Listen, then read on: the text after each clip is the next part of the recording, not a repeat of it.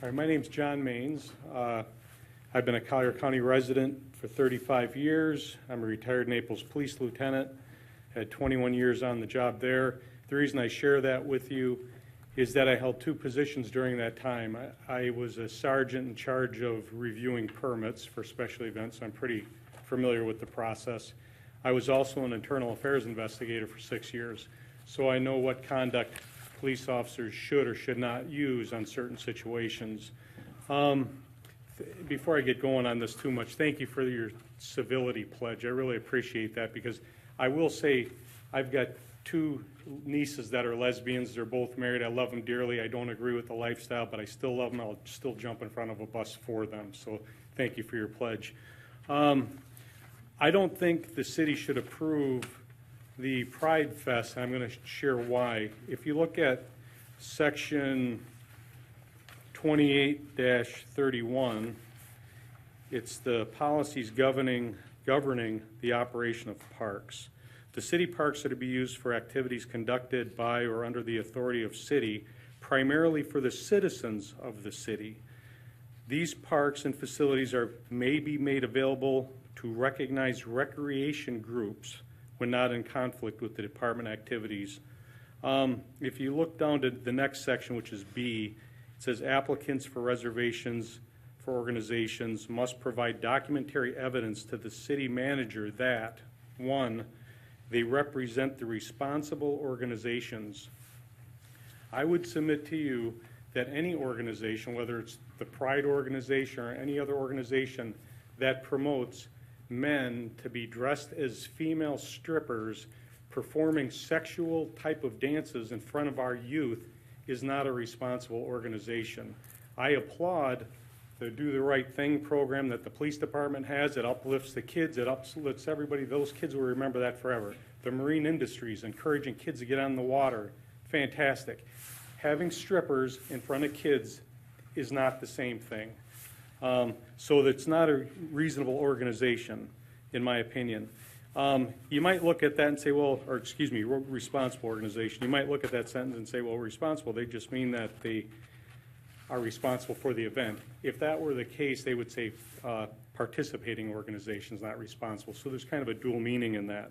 Number two, it says the organization will guarantee an orderly behavior for special events. Again, men dressed as women strippers performing in front of kids. 3 years ago, some little kid ran up and stuck a dollar bill or something in a G-string of one of the strippers. Horrible. If we flip over to section 2834 under rules and regulations, it says no person shall within any public park situated within the boundaries of the city. If you go down to number 3, it says they shouldn't endanger the safety of any person by any conduct or act. Well, a strip show for a little kid is an act that will create a danger mentally for that child, I would submit to you.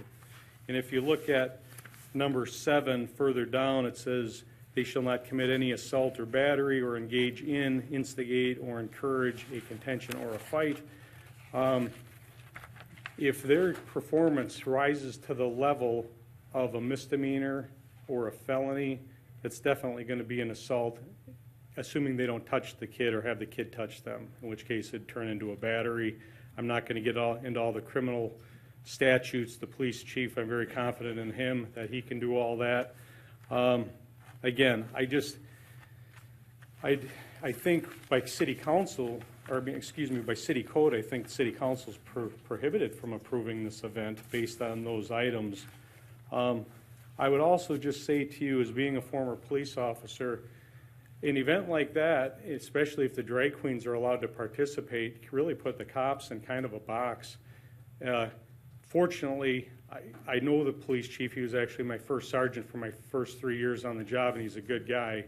And that was probably one of the best decisions city manager and mayor have ever made, is hiring him as chief. And he didn't pay me to say that, but I'm just from the heart. But in any event, I know how those guys are going to act if they see a criminal act in front of them. The previous chief wasn't so sure how they would have taken it, but this guy, I know how they'll act. It's going to potentially put the city in an uncomfortable position too. If an arrest is made of a dancer, possibly a parent who's abusing their kid by letting them watch that or maybe stuff a dollar bill in a G-string. There's 2 arrests that don't need to be made.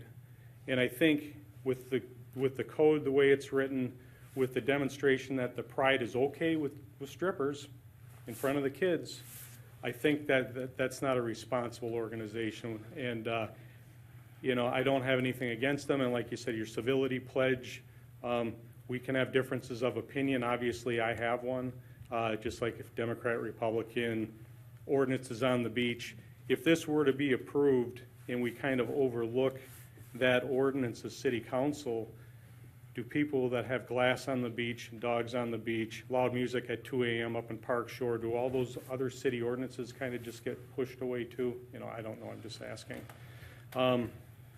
And last, I would say 2 years ago when the last minute decision, or a week before, whenever it was, to allow the dancers to go into the Norris Center, I think was a pretty reasonable compromise at that time to do that.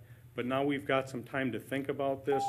I don't think taxpayer-funded facilities should be used for strip shows, just like it wouldn't be appropriate for the Chippendale dancers or Victoria's Secret models doing a lingerie show. So anyway, thank you. Thank you. And